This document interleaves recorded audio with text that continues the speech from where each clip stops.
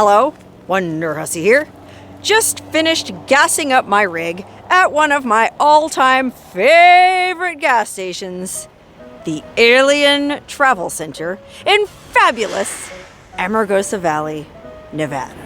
If you've ever driven from Vegas to Reno, or vice versa, on US 95, well then you've been through Amargosa Valley, and you might remember it as one of the very few settlements you pass through on that ultra-desolate route. And I call this a settlement because it's not really a town. It's basically more of a glorified rest area, I guess. I mean, aside from the Area 51 Alien Center gas station, there's another gas station on the other side of the highway there, and there's a rest area, and there's a fireworks store, which happens to be home to the alleged world's biggest firework. And then, of course, there's the Alien Cat House brothel. So, gas stations, fireworks, brothels, basically your one-stop shop for everything Nevada. But did you realize that Amargosa Valley is actually a lot bigger than just this section along US 95? I mean, if you want to get technical about it, I guess you could say that we are currently standing in downtown Amargosa Valley, but actually, the vast majority of this mysterious place called Amargosa Valley is agricultural. Now, I know what you're probably thinking. How can there possibly be an agricultural area in the middle of the notoriously barren Mojave Desert? I mean, a landscape like this couldn't possibly be home to anything more than dried up orchards like the one I'm standing next to now. But to be fair, I don't really even know if this was an orchard. It might have just been a naturally occurring forest, or maybe it was a Christmas tree farm. Either way, believe it or not, there is a ton of groundwater out here in the Amargosa Valley, and that's because Ash Meadows is right on the other side of the highway. Okay, you know, Ash Meadows, home of all that beautiful crystal clear kind of Caribbean turquoise blue water, including the Devil's Hole, that underground cave system that's full of water and is so deep that no one has even been able to successfully map it. Well, all of that water and that huge underground interconnected water system is underneath the Amargosa Valley. And, well, if you watch the video I made at Ash Meadows, there was a huge planned development out here called Calvada Springs. Okay, some developer back in Vegas, I guess, had the cockamamie idea back in the 1970s of building this huge master plan community out here with golf courses and shopping and all these beautiful homes and estates. And, well, unfortunately, the fact that the Amargosa pupfish, which lives on a little tiny shelf inside the Devil's Hole, is a federally protected endangered species. Well, because of all of that, because of that little tiny pupfish, Calvada Springs got the kibosh, and no large-scale development was ever planned out here. But even though there was never any kind of large-scale development out here, well, there's still plenty of groundwater, and folks are growing all kinds of stuff out here in the Amargosa Valley. Dead orchard or Christmas tree farm notwithstanding, apparently they grow a lot of pistachios out here. There's a big pistachio farm. There's also a vineyard. They grow grapes out here and make wine. And they also grow a lot of alfalfa. Well, maybe not specifically alfalfa, but if you look at Amargosa Valley on Google Maps, you can see there are huge irrigated fields of something growing out here. But I think a lot of it might be this crop called triticale. I hope I'm pronouncing that right. It's a wheat-rye hybrid that's apparently real good to feed to cattle. Now, why would they need to be growing a bunch of triticale way out here to feed to a bunch of cattle? Well, I'm glad you asked. This is the big bovine of the desert, and you might remember it from other videos I've made out here. It happens to be standing right here on the California-Nevada state line, right next to the Long Street Casino. Now, the guy who built and owns the Long Street Casino, Jim Marsh, is a big-time collector of weird stuff. And so he bought this cow from the Holy Cow Brewery that used to be in Las Vegas and had it trucked out here and perched on top of this little hill.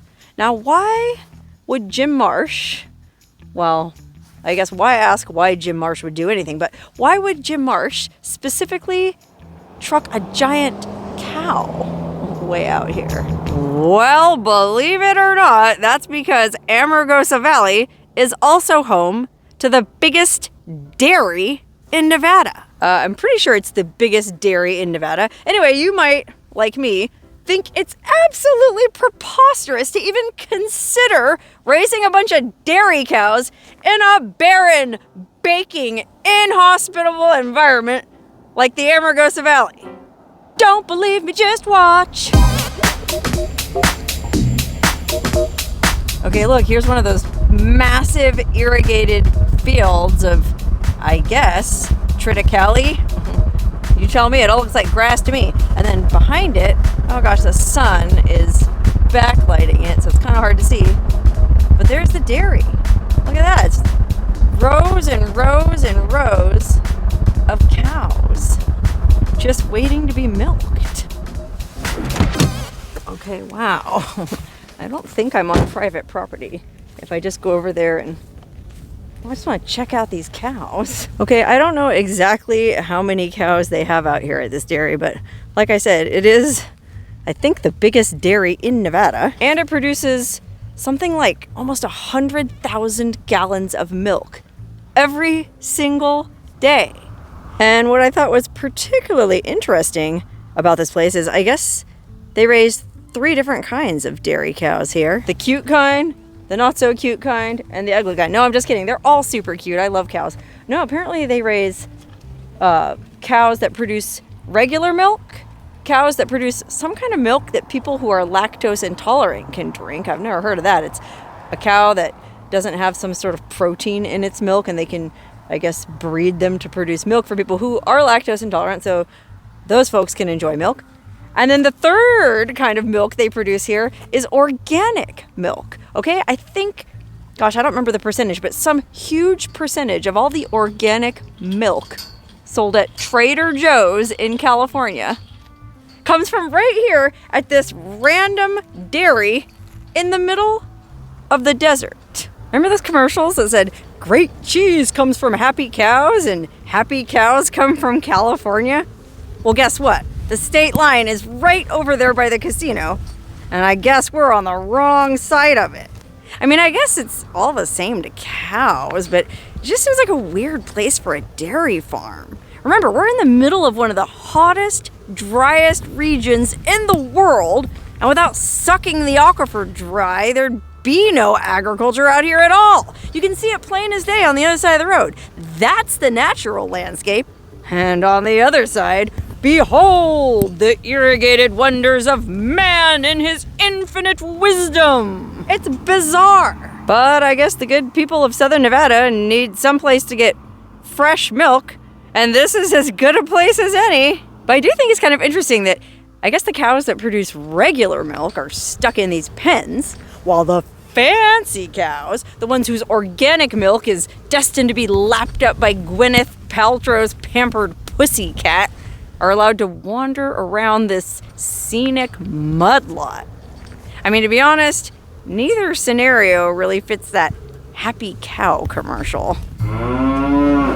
Okay, I think besides sending all the organic milk to the fine Trader Joe's of California, it's just funny to me, side note, to think about all these fancy liberals shopping at Trader Joe's in, I don't know, North Hollywood, say, not realizing their milk comes from a place like this. I mean, that's not to disparage this dairy. I'm sure it's a fine facility. It had some issues in the past, according to my online research. Apparently they were dumping dairy waste right into the Amargosa River watershed. I don't know, it was like water contaminated with cattle urine and feces, and they got a big old fine levied on them back in the late 1990s. But other than that, apparently this dairy is a fine operation, and not only does it provide all the organic milk to the Trader Joe's of California so that people like Cameron Diaz can enjoy a nice cappuccino, But it also produces a lot of milk for the Clark County School District in Vegas. Okay, the school district in Las Vegas. Las Vegas is only about, 70 miles that way, south of here. All the school lunches, the little milk cartons that the kids get with their school lunches, comes from this dairy. And so consequently, I think this dairy is in danger of shutting down because, well, during COVID, obviously there weren't any kids in school. Remember, during COVID, they closed the schools, kids had to stay home. So there was no need for school lunches and no need for all the milk produced right here at the Ponderosa Dairy. I think that's kind of funny. This is called the Ponderosa Dairy. We are nowhere near any kind of Ponderosa forest. I don't know why they don't just call it the Amargosa Dairy. But anyway, apparently during the COVID lockdowns when the schools were closed, the cows just kept producing milk because if you know anything about dairy cows, and I didn't until I researched this video, well, apparently you have to milk them every day. If you stop milking them, they'll go dry. And there ain't nothing worse than a dry cow. Know what I mean, fellas? So basically, every day during that pandemic, there was still 93,000 gallons of milk being produced here. And because it wasn't needed in the schools, well, all that milk, unfortunately, went to waste. I read that they had to dump 93,000 gallons of milk per day into some vast lagoon out here. And I can only imagine how raunchy that must have smelled, okay? Today, I'm shooting this in February, and it's a real cold day. There's snow on the mountains all around. Like, it's in the low 50s, high 40s. But in the summertime, it's easily twice that out here. I mean, it gets above 100, 110, up to 120 degrees out here. And a big stinking pond of unused milk.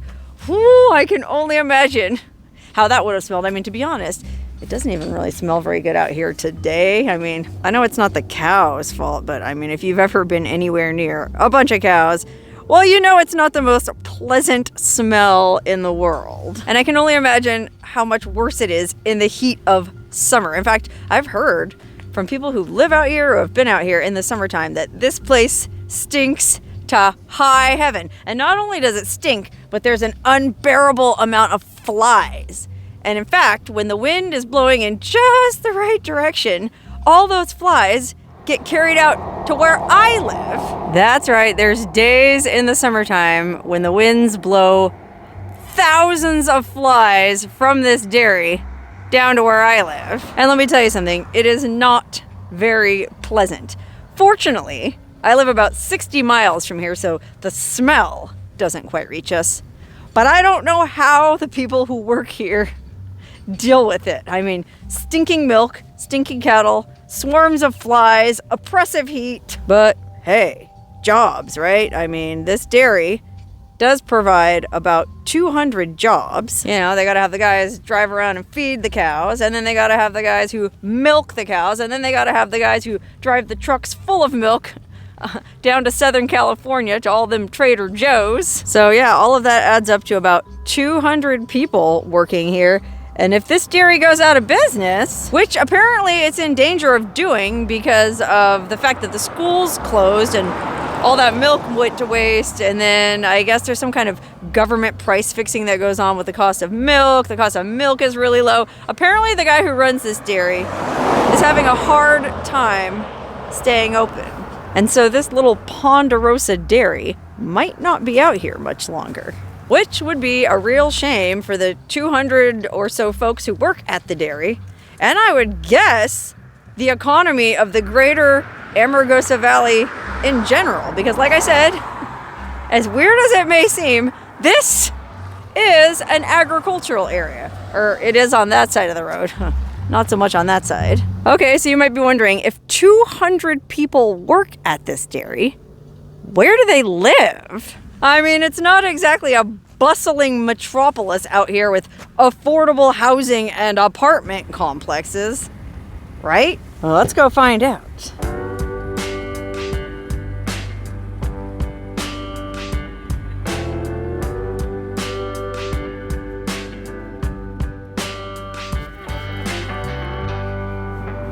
Okay, one place they aren't living is in this giant abandoned barracks. Okay, I don't know if this was built to house agricultural workers, or if it was some kind of internment camp or some kind of minimum security prison. But it sure doesn't look like anyone is living there anymore.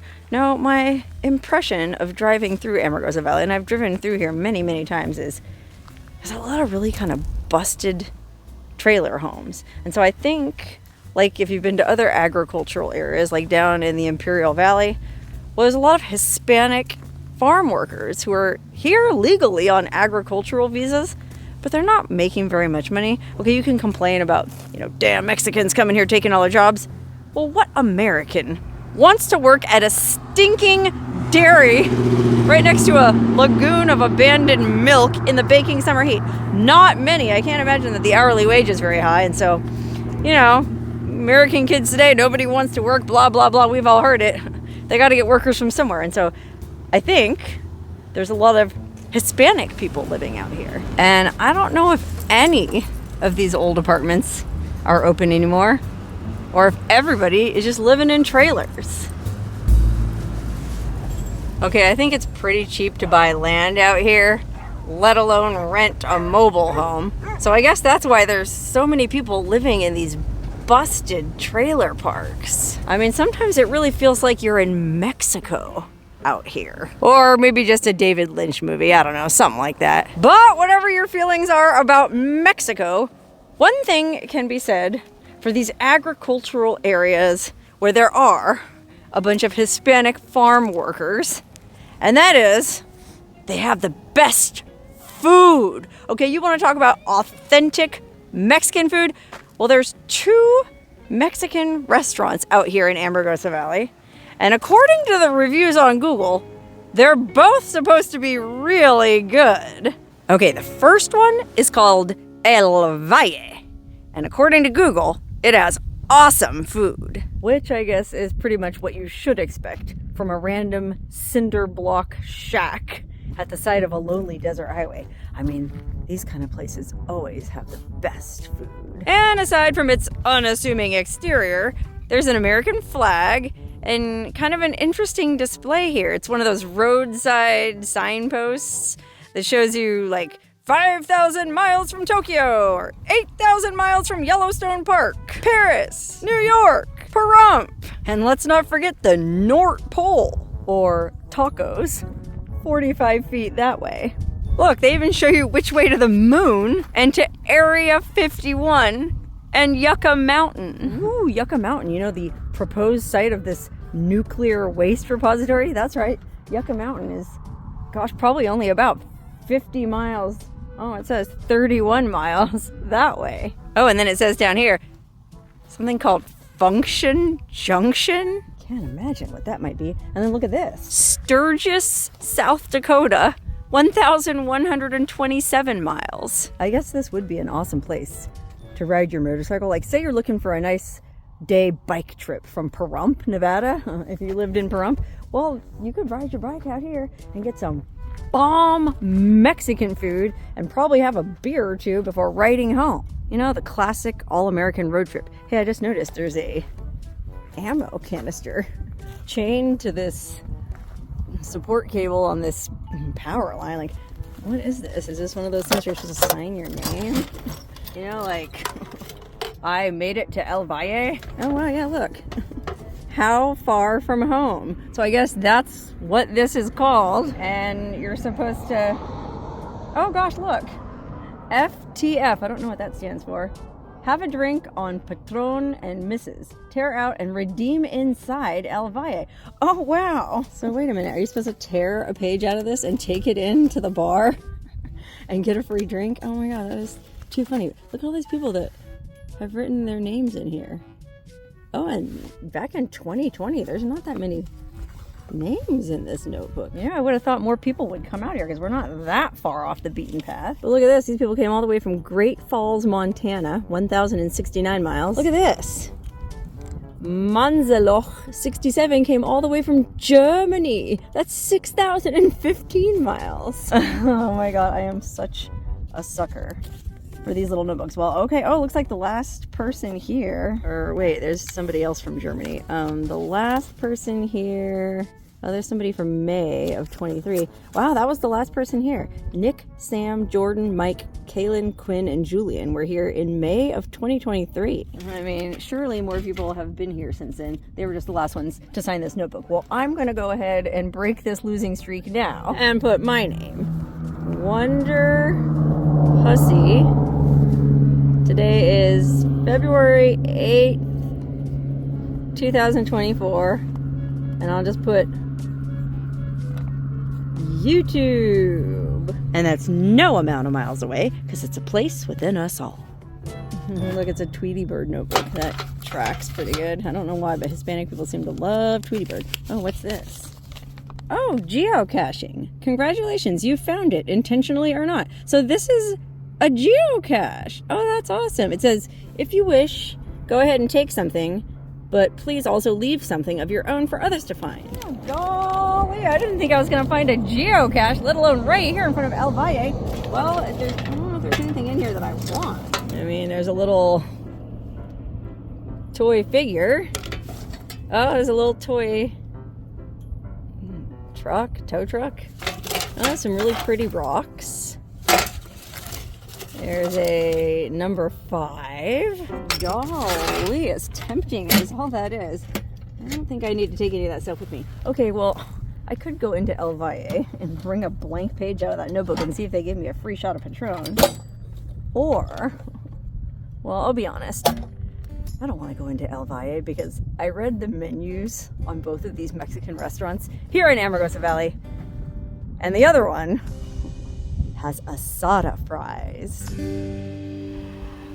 Okay, the other Mexican restaurant in town is called the Ruby Store. And it has this awesome welcome to Las Vegas style sign out front with a little cartoon cow, I guess, hearkening back to the fact that most of their customers probably work at the dairy. And keep in mind, this place is only like, I think we're only like 17 miles off US 95. So I've made videos before talking about how it's so hard to find good road food on US 95.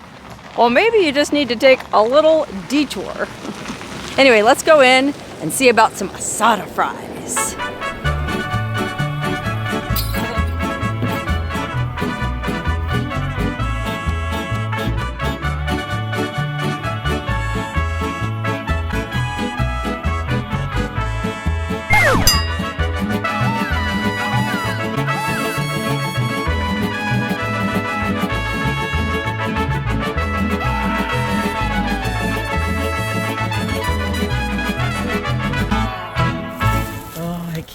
Wait to open up these fries. In fact, why wait? Might as well open them now and take at least a bite. I mean, I did order them to go, and I did get 2 orders so I can bring one back to my sis, but I gotta at least open the box and see what we're working with here. Let's see. Are these going to be as good as I think they are? Oh my God, they look amazing. Oh, just the way I like my asada fries. Lots of sour cream, lots of jalapenos, lots of avocados, and lots of carne asada. I just hope this isn't a retired dairy cow I'm about to eat.